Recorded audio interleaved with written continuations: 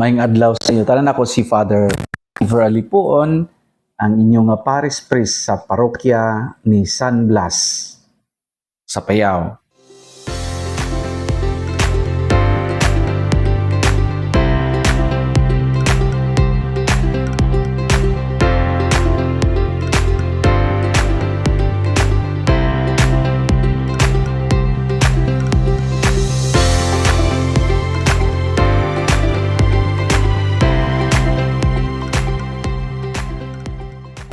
Akon nga i-explain sa inyo kung nano ining ginatawag naton My Pledge of Love program. Ini nga programa nagahambal nga ang sino luyag nga maghatag sang iya nga pledge sa parokya, maghatag suno sa iya nga kabubuton. May mga ginpang-distribute kita nga mga sulat, kag dira sa sulat kamo maga-declare kung pila ang inyong ihatag. Let's say mahatag kamo once a month 50 pesos. So amo ina ang inyong ihatag. Or let's say mahatag kamo 100 pesos a month. Suno lang sa inyo nga masarangan. Kag hasta asan no ini. Ini magalawig lang sang 24 months. 24 ka bulan, kag once a month ka lang mahatag. Ini amo ang imo nga pledge o kompromesa sa pagbulig sa aton nga parokya.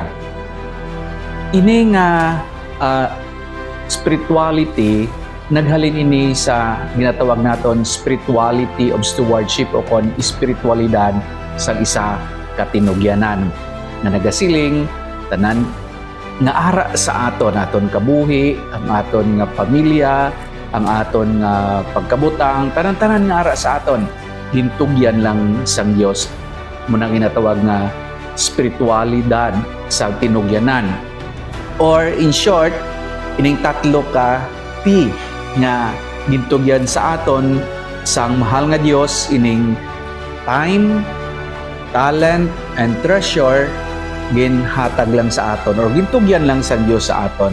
Kagani ka gintugyan ng inisang Dios sa aton, kita magapakita sining tatlo man ka panimuot. Number 1 nga pasalamatan naton siya tungod kay iya iniginhatag ng mga butang sa aton.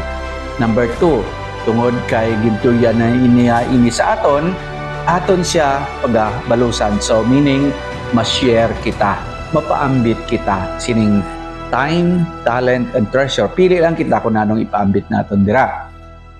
Kag ang ikatatlo nga panimuot naton amo nga ining gintugyan sang Dios sa aton nga palambuon, aton nga i-multiply.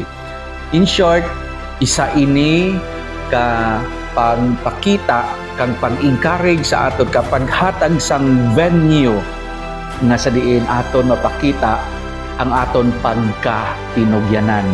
Ma-create kita sa isa kahapos nga sistema na ma-express naton ang aton nga pagkatinugyanan in a more organized way, in a more organized manner. So amo ini ang pledge of love. Di Father, hasta sa no ini, hasta lang ini sa 24 months. After sa 24 months, may option ikaw, masigi pa ikaw o kung hindi, basta masignify lang ikaw. May ara nga return slip na inyong fill-upan, ngalan, i-declare dira kung pila ang inyong ihatag. Let's say, once a month, mahatag ako 50 pesos, then contact number para nga ma-remind ikaw o kung paano ikaw ma-contact. And then, ihatag mo ini once a month, paagi sa mga masunod. Pwede nga ihatag nimo sa during sa pagsimba kung Domingo, o kung pwede man nga ihatag nimo sa pagpanimbaho nimo, o kung pwede man ihatag nimo direkta sa opisina, o kung pwede man nga ipadala mo sa inyong area leader, o sa KK leader. So, mo na pamaagi sa paghatag basta once a month ang paghatag.